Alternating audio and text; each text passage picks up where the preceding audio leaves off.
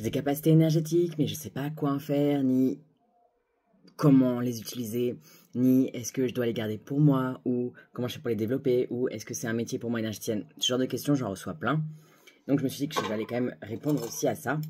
En fait, les capacités énergétiques que tu as, d'accord, que tu sens se développer, bah déjà c'est vraiment un signe que c'est le moment de pouvoir te reconnecter vraiment à qui tu es. Quand je parle de qui tu es, je ne parle pas de ton mental, je parle de ton âme, d'accord, et de te reconnecter aussi à la source, à la foi, à l'univers.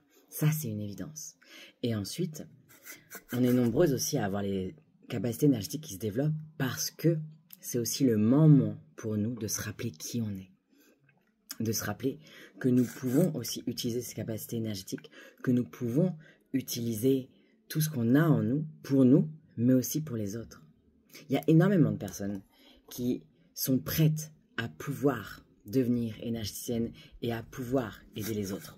D'accord? Ce qui leur manque, en fait, c'est juste des techniques pour savoir comment faire, pour savoir exactement comment faire des séances, mais aussi, surtout, pour apprendre elles-mêmes à devenir un véritable canal, un canal fluide, d'accord? Un canal où, quand je dis un canal fluide, c'est un canal vraiment lumineux, où tu es connecté à la source et où tu reçois les messages. Et en fait, la plupart des personnes, par exemple, qui n'arrivent pas à recevoir de messages, qui n'arrivent pas à développer leur clairvoyance ou à développer leur médiumnité, c'est parce qu'elles ont cette énorme carapace de protection liée à tous leurs traumas, liée à toutes les mémoires familiales qu'elles portent, liée à toutes les mémoires karmiques qu'elles portent, etc., etc. Tout ce qui s'est passé dans leur vie ou dans d'autres vies et qui s'est engrammé en elles, d'accord?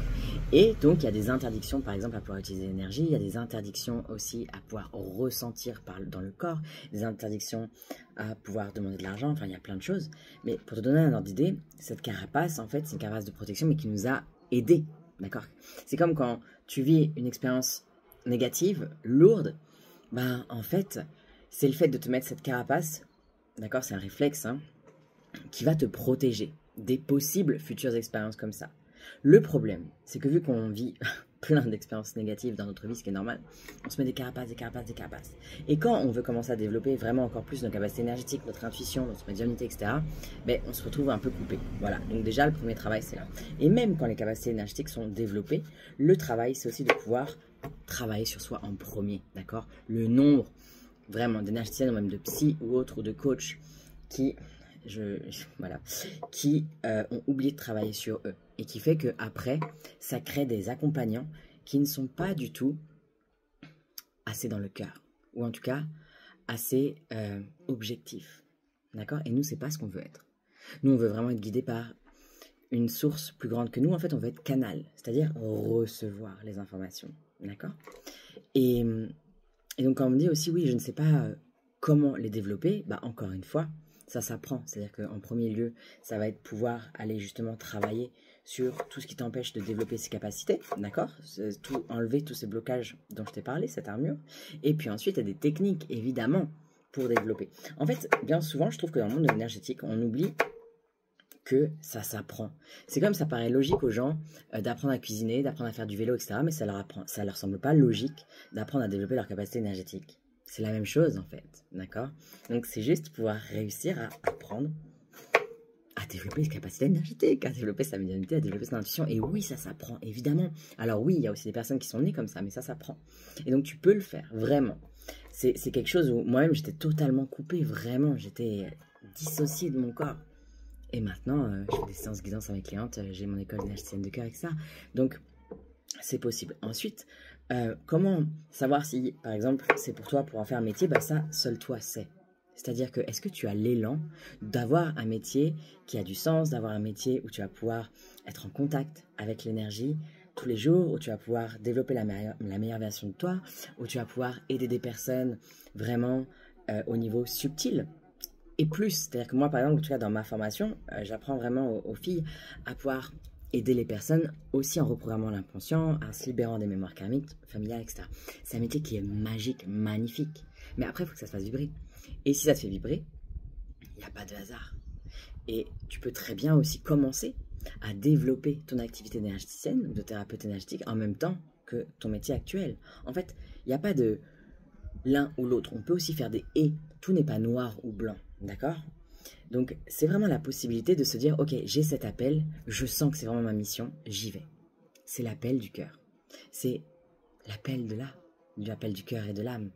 Donc, à partir de ce moment-là, cet appel, c'est tout simplement pouvoir se former, apprendre les techniques, travailler sur soi et puis apprendre comment avoir des clientes, d'accord? Et ça, tout ça, moi, je l'apprends dans justement l'école des énergéticiennes du cœur. Donc, ma méthode, elle est clairement efficace. Enfin, je veux dire, c'est depuis 3 ans que je l'enseigne. Des témoignages, j'en ai plus que assez. Donc ça, c'est une évidence.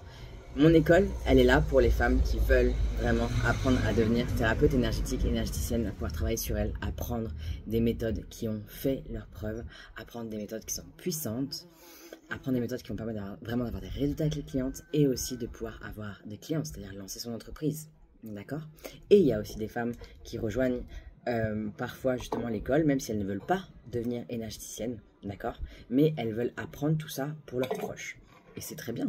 Et d'ailleurs, il y en a parfois qui ne voulaient pas et qui au final se disent « Ah, mais j'aime tellement que je vais en faire un métier. » Donc, tout est possible. Le but, c'est toujours se demander « Qu'est-ce qui est important pour moi? Qu'est-ce qui me fait vibrer ?»